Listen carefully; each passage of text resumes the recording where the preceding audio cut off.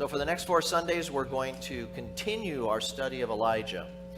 So if you recall where we were the last time we were talking about Elijah, we were in chapter 17 of 1 Kings. And we saw several events that Elijah had experienced, and I think we can say very clearly that these were opportunities, and God placed those into his life to build his faith.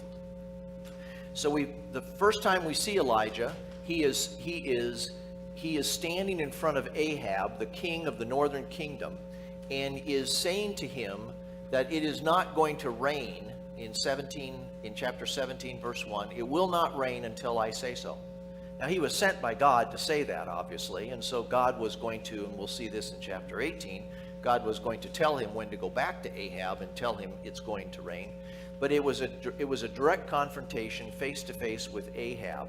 And after that, then, he was told to go to a brook and live there. And ravens would feed him. The water would provide him the water that he needed to live, and he would stay there, which he did. He then obediently went to this brook, lived alone by this, and the ravens did feed him, and then the water dried up.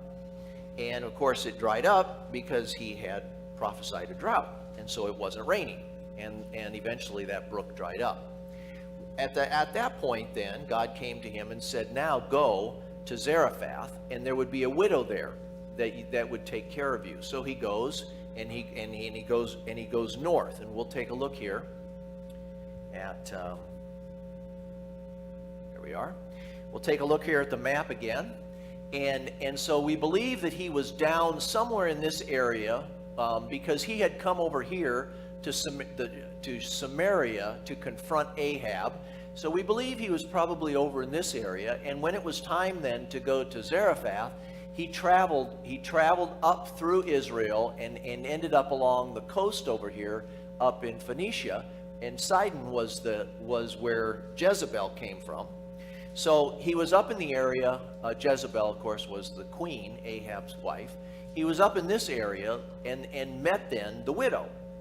The widow then, of course, promptly comes out of her house and says, nice to meet you, and I'm going in to eat my last meal and die with my son. And so at that point then he sees another miracle happen, not just the feeding by the ravens and so forth, but he sees this other miracle where suddenly the oil and the flour never finishes. I mean, it just keeps being replenished, even though she was down to that much, going to make one more cake and fry it up, and she was picking up sticks to heat the cake up, and then I'm going to go die. Well, didn't die.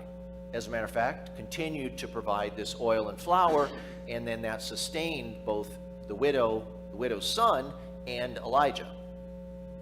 Next event. The widow's son dies. And so he carries him upstairs, outside steps to the top where his apartment was. He carries him upstairs, lays down on the bed, cries out to God, and the son comes alive. Another dramatic miracle. So these events now have built faith in Elijah, where he has clearly seen the hand of God do miraculous, I would say dramatic things in his life. And now he is called. He is called once again. Before we go on, I want to get back to this map because I want to give you a little bit of layout of where this next event is going to take place. And it is going to take place here at Mount Carmel. So again, we've talked about this ridge, the backbone of Israel that runs along here is mountainous. But there's also a ridge that comes down to about here from this point, and the high point being Mount Carmel.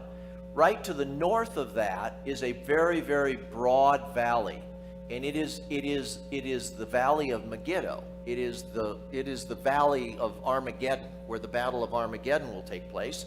So he is at that location on Mount Carmel. We don't know where he meets Ahab and has another conversation, but we know that the drama that we're going to be reading about is taking place on this mountain.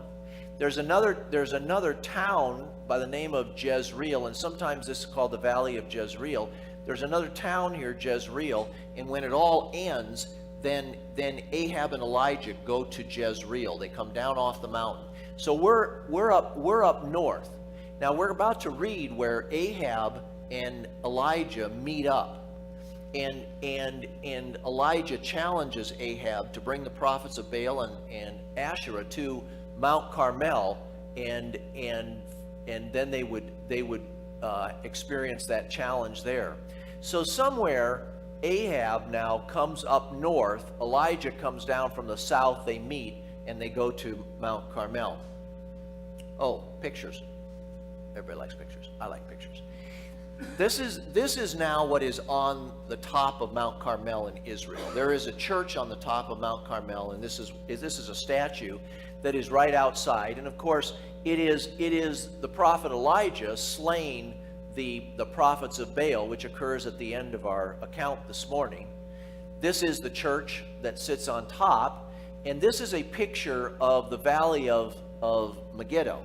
So you're standing on top of Mount Carmel, and you're looking to the north, that big, broad valley to the north.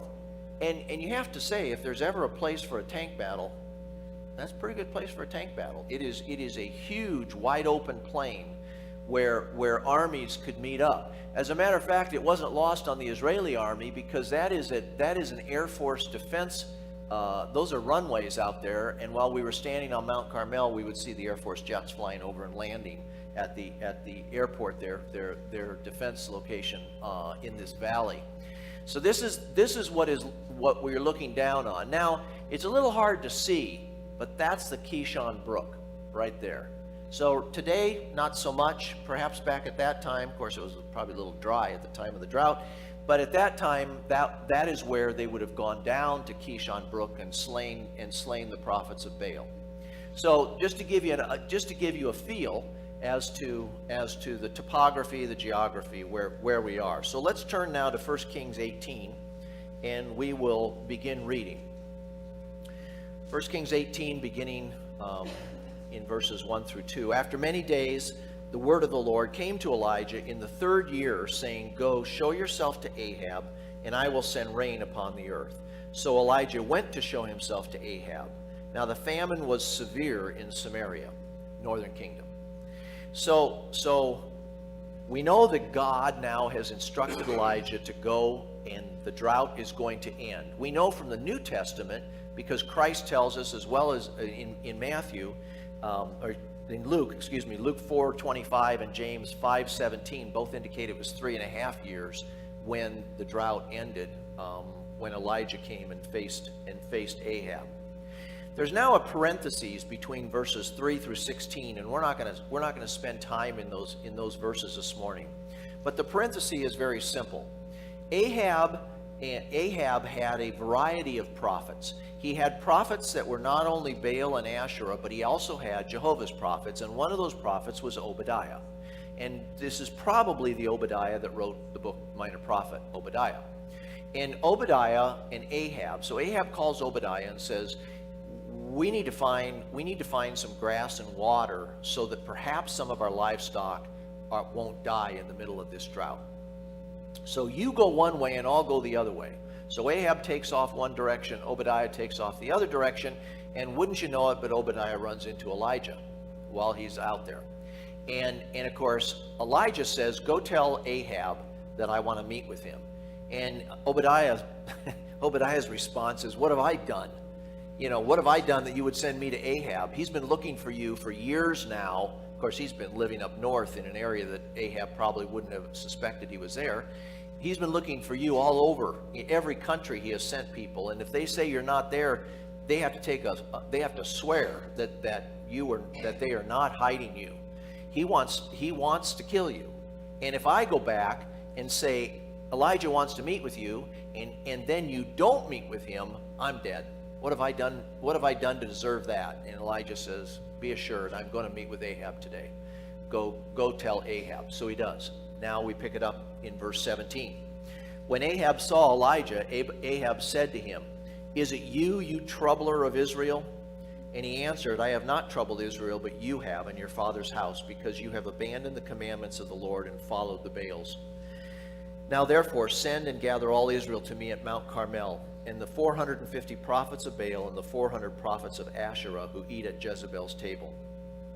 So Ahab sent to all the people of Israel and gathered the prophets together at Mount Carmel. I mean, this was a big event, right? 450 prophets of Baal show up. He sends out the word to all of Israel. Israel gathers around the base of this mountain, I'm assuming, and some scattering up the mountain to see what's exactly going on. And this is a very, very public event where the power of God is going to be demonstrated. And Elijah came near to all the people and said, "How long will you go limping between two different opinions? If the Lord is God, follow him, but if Baal, then follow him." And the people did not answer him a word. If the Lord is God, that, whenever you see the Lord capitalized in our English translations, it's a proper name. It's Jehovah, it's Yahweh, it is the Lord. So it's not like, well, there are many lords and so forth. And they knew that this was, if Jehovah is God, then worship him, and if Baal is God, then worship him. So it's not a generic term. It was a name used of our God. Verse 22, then Elijah said to the people, even I only am left a prophet of the Lord, but Baal's prophets are 450 men. Let 2 bulls be given to us, and let them choose 1 bull for themselves, and cut it in pieces, and lay it on the wood, but put no fire to it. And I will prepare the other bull, and lay it on the wood, and put no fire to it. And you call upon the name of your God, and I will call upon the name of the Lord. And the God who answers by fire, he is God. And all the people answered, let's do it. Well spoken. This will be the challenge. So I call it the challenge. I thought it's kind of the setup. I thought, well, maybe the setup, but that sounds kind of rough. So I said the challenge. He is challenging them now to put the gods to a test, and let's see who is God. You go back to verse 17 there, and he says, is it you troubler of Israel? Well, Baal was the god of rain. He was the god of fertility. He was the god of many things they would attribute to Baal. And so the reason it wasn't raining, according to Ahab, was because Elijah wasn't appeasing Baal. He wasn't worshiping Baal. And so, you troubler of Israel, you have brought this other god into the mix, and you are not doing it correctly. You need to be worshiping Baal because he's the god of rain. And so you, Elijah, are the reason that we're having trouble here in Israel, and identifies him personally for that. You go down to verse 21, and this is probably the key verse, because this is the challenge. This is the setup. Elijah came near to all the people and said, "How long will you go limping between two different opinions? If the Lord is God, follow him, but if Baal, then follow him." Isn't that an interesting way to say it? Limping. It's the same word that is used later on here when it talks about the prophets of Baal dancing and jumping around the altar. So it's this picture of the nation of Israel moving from Jehovah, and then they jump over here to Baal, and then they jump back to Jehovah, and then back over to Baal, and they can't make up their mind which God should we serve. And so their answer was, well, let's just hedge our bets. Let's just serve both. I mean, how smart do you have to be? Let's just serve both. And that's what is being laid out here, is that there was this going back and forth and back and forth. But God was about to prove something definitively to these people, and that is that there is only one God. There aren't two gods. And so let's call it. Let's have the challenge right now, and let's decide. So I want to take a pause here for a minute, and I want to talk about idolatry. So what is idolatry? And this is what, when Elijah confronts Ahab, he says, "I'm not the troubler. I've not troubled Israel, but you have in your father's house, because you have abandoned the commandments of the Lord and followed the Baals." You are engaging in idolatry. So what is idolatry? Well, to Israel at that time, this is idolatry. This is an image of Baal. And Baal, of course, was made up, humanly speaking. It was invented by humans. And so over time, it kind of morphed. exactly what was Baal and what exactly god of what and so forth. But this was the image, and the image, I think, stayed fairly consistent. It's pretty impressive, isn't it? You say, you worship Baal? This is what you worshipped? This is what they worshiped. This was the image that they worshiped. So, Baal was this god of fertility. He started out the god of rain and storm, and then eventually became the king of gods by defeating another god. Of course, this was all fiction. There were no other gods, but that's what they had made up. And then it moved into this fertility, of course, moved into temple prostitution. Sometimes there was infant sacrifice involved, depending upon geographically, because Baal was worshipped in many other areas around that geography. So depending upon where you were, Baal took on a little bit of a different form. But then there was this other thing called Asherah, and Asherah was worshipped as the mother of all gods, representing life-giving. So sometimes Asherah was referred to as Baal's mother. Sometimes Asherah was referred to as his wife. So again, that kind of changed over time as well. But Asherah was symbolized by a pole on a high point. So you've heard the term Asherah pole, and so they would drive this pole, and then they would go there and they would worship Asherah, the mother of all gods. That was idolatry to Israel at that time. But Scripture, of course, has a broader definition. In 1562, there was a group that got together and defined idolatry. Idolatry is having or inventing something in which one trusts in place of or alongside of the only true God who has revealed himself in the Word. And I underlined a couple of those things because, having or inventing. So in the case of Baal, it was invented. In the case of Baal, they created this god. But it can also be having something, having already in possession that we have created as our God, and then in place of or alongside of. So it's not simply, we'll throw the true God out and worship just this other God, but sometimes it is alongside of. And of course, the commandment, thou shalt have no other gods before me, means in front of me. I want to see no other God that you are worshiping in front of me. It is an offense for me to see another little g God in front of me.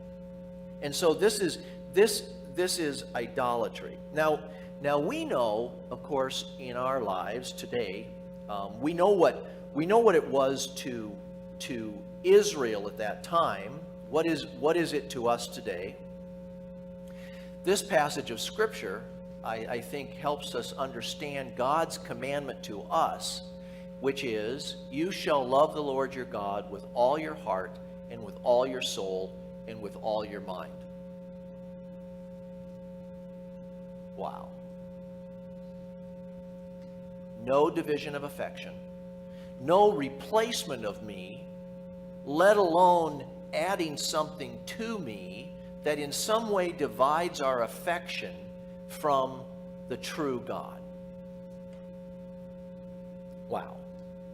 And that's what this, how long will you go limping between these two positions, these two gods? How long will you go back and forth and back and forth? Will you not decide who is the true God? And will you continue to divide your affection between these two gods? Well, there is another word that we use today called syncretism, and we don't often use it in our culture, but it's the fusion of diverse religious beliefs or practices. Some of you may know Dick and Linda Endersby, who were navigator missionaries to Japan for their career. They're back in Iowa now living, but I recall when Dick came back, he said it was very difficult to sit down with a Japanese family and say, that shrine that's over in the corner of your house where you've got ancestor worshiping going on has to go. That is syncretism. So when he would go out and proclaim Jesus Christ, the response is, terrific, we can do that too.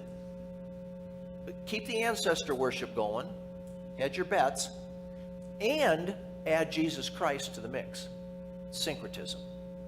And in Africa, Lonnie experiences this over there, is that they will take Jesus Christ and add it to animism. So God is in animals, God is in nature, God is wherever, and they'll stir Jesus Christ into that.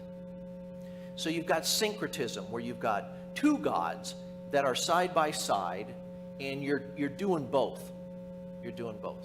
And that's what was going on, of course, in Israel at that time. It was Baal was the other god, but it was syncretism. And of course, God wanted none of that. How long will you go limping between two different opinions? So what is it here? I don't think that we're immune from syncretism. I don't think we're immune from limping between two different opinions. And even in Christianity, what would we be tempted to stir into our relationship with Jesus Christ, where God could say to us, why do you keep limping between two different opinions? Why are you stirring in another God in idolatry? Idolatry, that's a harsh word, right? We don't have the image of Baal. We're not doing the ancestor worship. We're not into the plants and animals and the animism of Africa. But where would we find syncretism in the United States? And I'm going to open that up for your thoughts. Because syncretism could be anything that is not God. Anything where we divide our devotion. Work or careers. Okay. Or our success. TV or Yeah. anything else. Anything. Anything. Okay. Okay, dependency on the government, possibility. Trusting something other than God. Depending on your wealth or material Okay. possessions. Obviously, money can be part of that. In Matthew 6:24, he again says, "Why do you keep going limping between two opinions? No one can serve two masters, for either he will hate the one and love the other, or he will be devoted to the one and despise the other. You cannot serve God and money. Cannot. It's not possible." What else? Good works can become that, right? Where we devote ourselves to good works for different reasons. Larry? Our comfort. Okay, our comfort. Right? How often do we say, how much money do you need? I don't know, I just want to be comfortable. That's it. Ken? What other people think of us. All right? We can work very hard and divide our devotion trying to earn the respect or the admiration of others. Anything that divides our devotion. I don't know about you, but that just kind of, because I cannot. I have fallen over and over and over. Love the Lord your God with all that you have. Everything that you have. No divided devotion to anything else in your life. Wholehearted commitment to God himself. We engage in idolatry. Judith. Another thing that comes to me in my mind is trying to be perfect for the Lord, because I did not feel that he loved me. So I'm trying to do everything that I possibly could to be acceptable to him. Yeah. And when that didn't work, I went the other way, but now the grace of God has revealed to me his Right. grace. Yeah. Working hard for God's acceptance, working hard for God, even after salvation, working hard. And again, another example, here's Joshua 24:15. Now this is after they had gone into the land, they had conquered the land, and he gathered all of the tribes back together for one more message from him and from God before they went back to their homes and really settled into the land. And he says, if it is evil in your eyes to serve the Lord, choose this day whom you will serve, whether the gods your fathers served in the region beyond the river, or the gods of the Amorites in whose land you dwell. But as for me and my house, we will serve the Lord. Right? Clear division. No stirring other gods into it. It's God or not. And that was what Joshua was communicating. It's interesting, if you read the rest of 24, the people responded, we will serve the Lord. We will not serve those gods. And it goes on to say in chapter 24 that held until the people who did not experience coming out of Egypt and the wandering in the wilderness and coming into the land, until those people who had seen God's miraculous power, until they passed away, it held. But when they passed away, those who, now we've got another generation who had not personally experienced the power of God. When they took over, then they started serving the other gods in the land. Remembering, right? That they had not seen the power. Okay, so now we're moving on to 25 through 29. The setup, the challenge is there. The people say, let's do it. Well spoken. Verse 25. Then Elijah said to the prophets of Baal, choose for yourselves one bull and prepare it first, for you are many. And call upon the name of your God, but put no fire to it. And they took the bull that was given them, and they prepared it and called upon the name of Baal from morning until noon, saying, O Baal, answer us. But there was no voice, and no one answered. And they limped around the altar. This is the limping, the same word. They limped around the altar that they had made.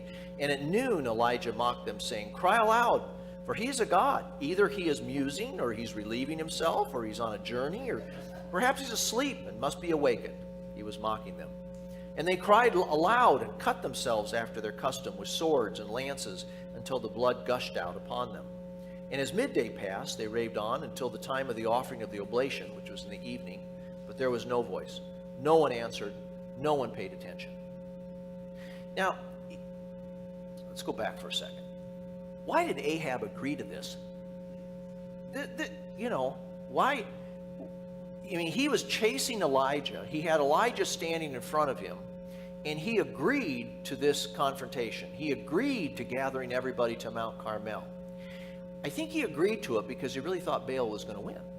He was convinced that Baal was the god, and that this Elijah was a troubler. He was nothing but a troubler. And he did not believe in the true God, and he did believe in Baal. His wife had brought all these idols into the land, and so he thought that this is going to turn out well for Baal. And of course we know otherwise, but here they had danced around, and they had done many things. And this cutting of themselves, why were they doing that? What would drive somebody to do that? So what's that? Suffering for their God. This is an observation as I look at this.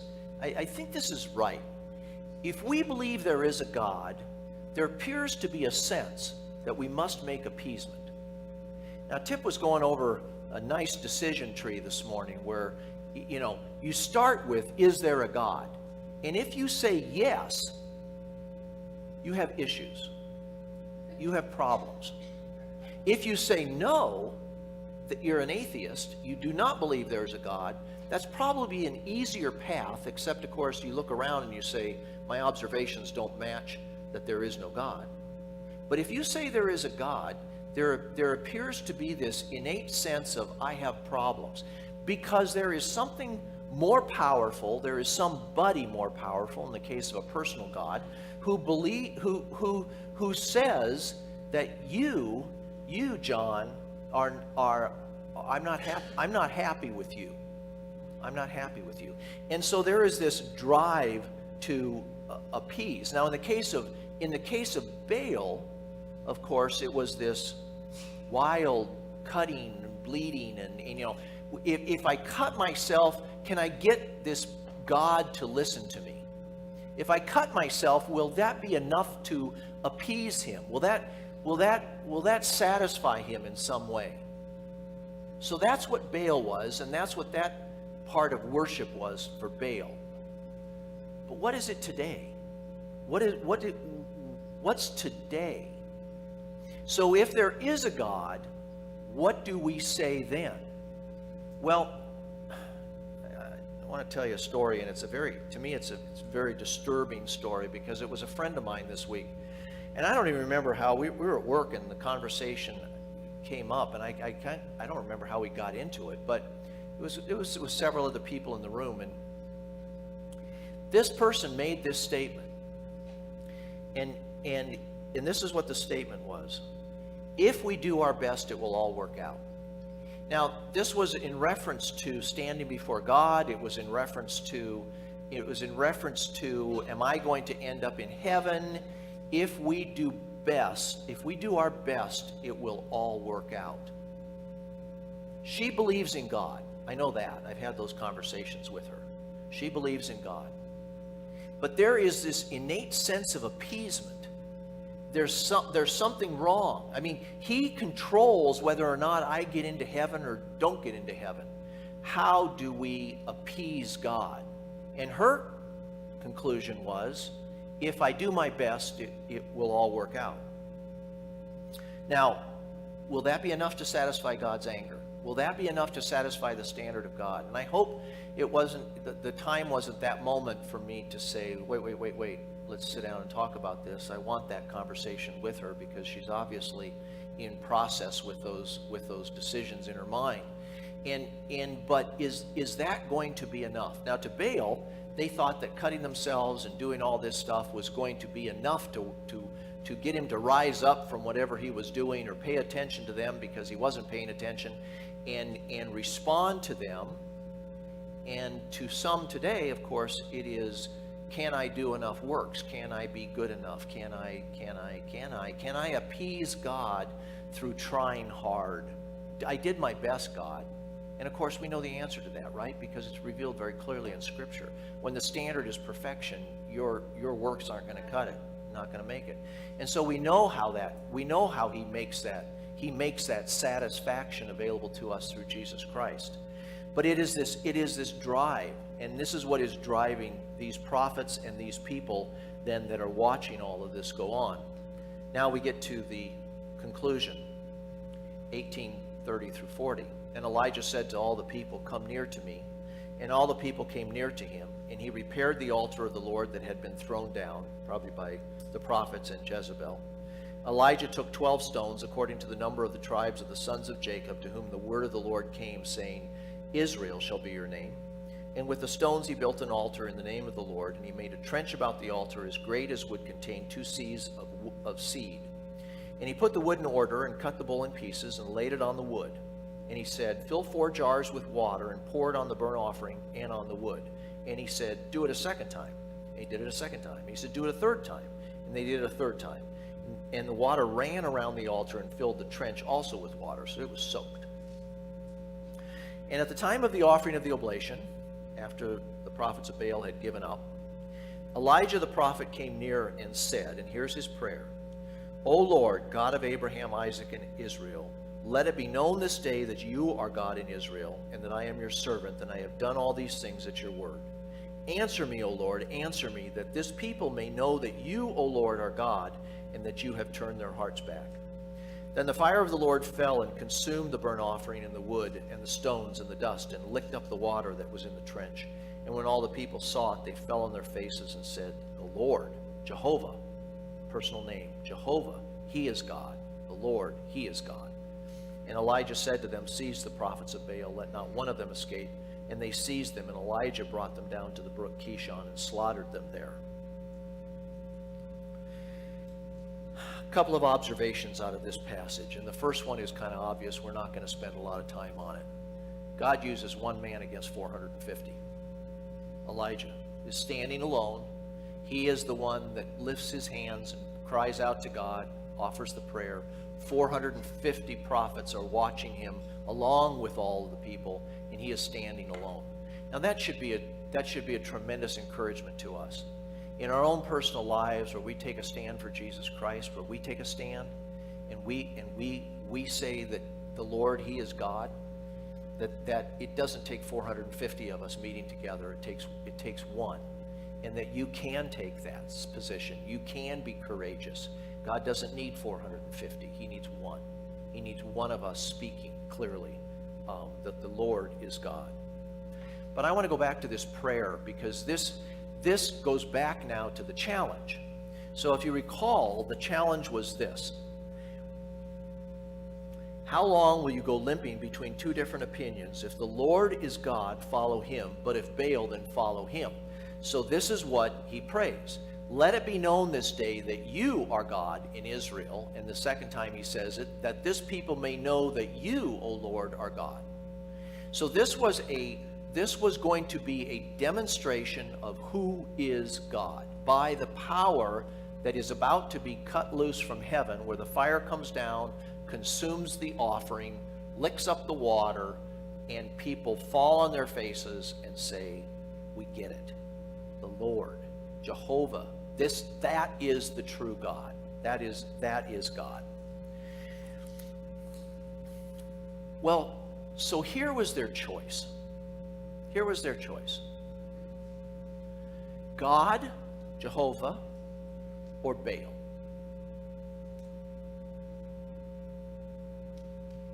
Is that even a choice? I mean, when you think about it, that is not God. That is not a God.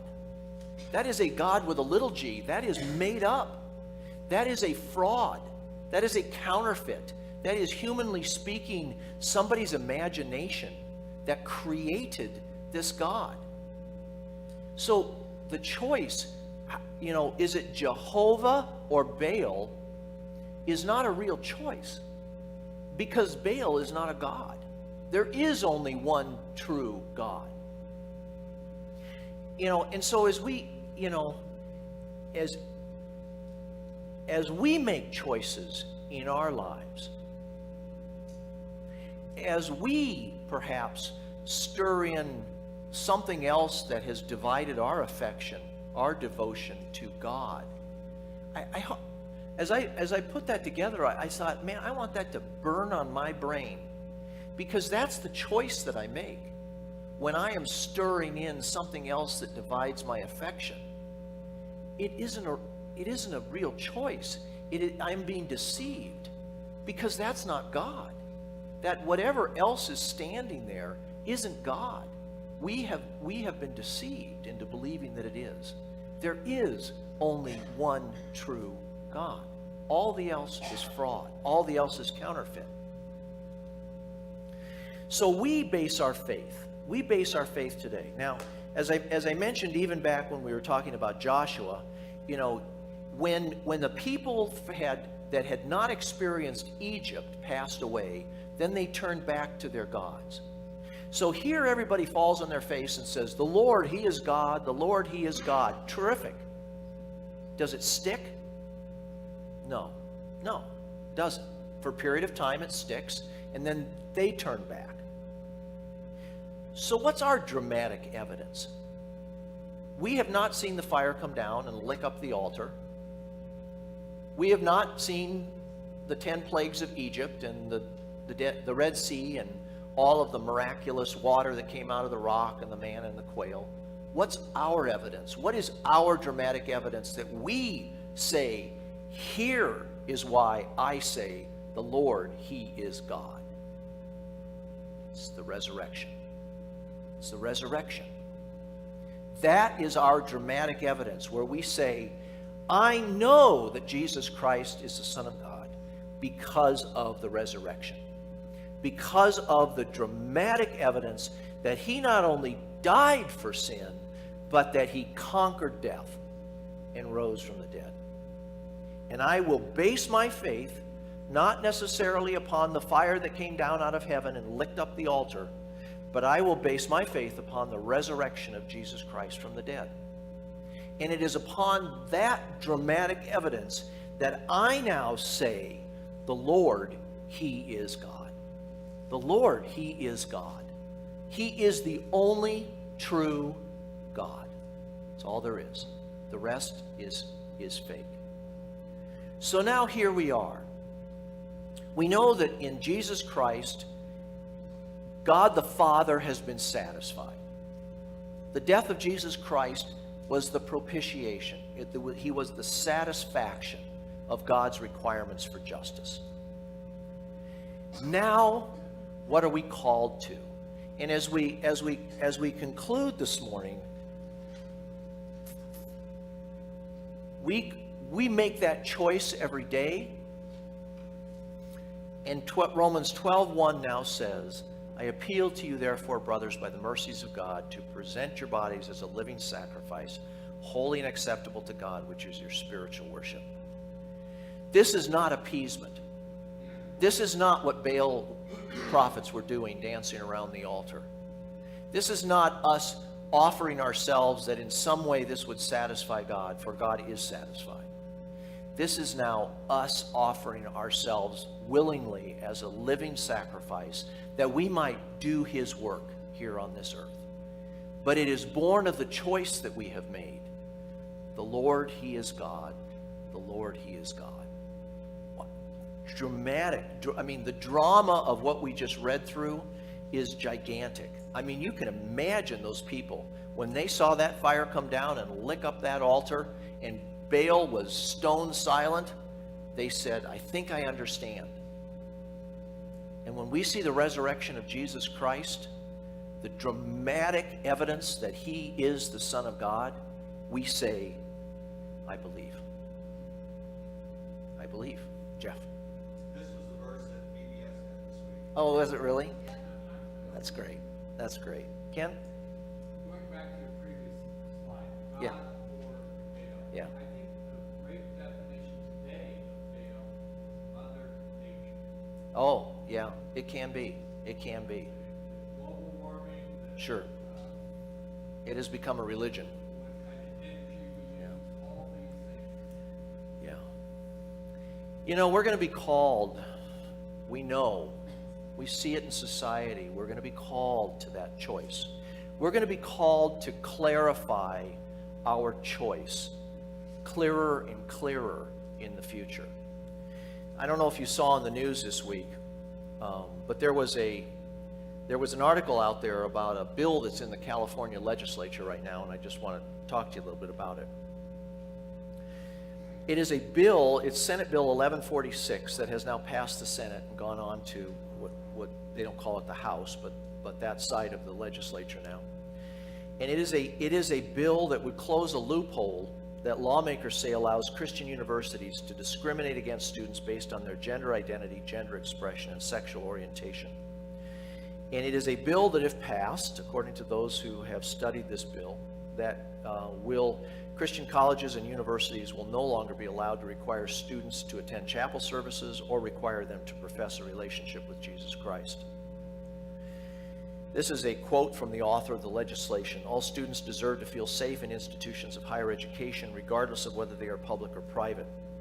California has established strong protections for the LGBTQ community, and private universities should not be able to use faith as an excuse to discriminate and avoid complying with state laws. Legislation has already passed the Senate, expected to clear hurdles in the Assembly, and there's been no compromise with the state's Christian colleges and universities. No university should have a license to discriminate, the author of the bill says. So they have made an exception apparently for those that train ministers. So if you are a seminary, that's one thing. But a Christian college that requires students to profess faith in Jesus Christ before attending the school, such as the ones that are mentioned in here, of course, Biola and some of the other schools, William Jessup University. There are Christian colleges that require attendance in chapel and profession of faith. They would not be allowed to do that. Go to a different school. Well, there's a choice. And the legislation would also give students to sue if, for example, they were offended by a prayer in class. So we know what's coming, right? We see it in society. We know that choice is God or Baal. We know what that choice is. And I pray that our faith, based upon the resurrection of Jesus Christ, would remain firm. That we would be able to clearly articulate, why do we say The Lord, he is God. And hold to that. The Lord, he is God. Because all the rest is counterfeit. It's all a fraud. It's all Satan. It's all deceit. And our stirring in of false gods into our personal lives is all deceit. We're being duped. The Lord, he is God. Only him. Let's close in prayer.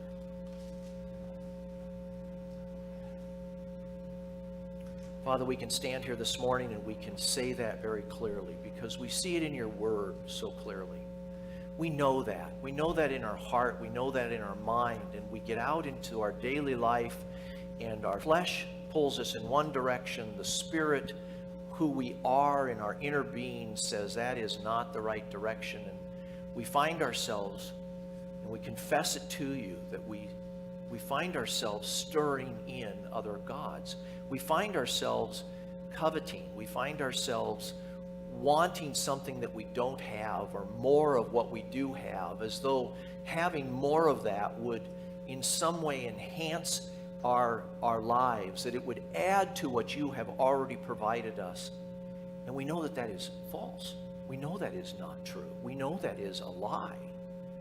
But we find ourselves doing it, and we confess that to you this morning, that at times we do engage in idolatry. At times we do divide our devotion. We do stir in other gods. But that's not our desire, Father. That's not what we want to do. We want to live our lives in such a way that it is a clear testimony to Jehovah is the only God. And people can see that in how we live and what we say and how we treat one another and the grace that we have to share with others in this world.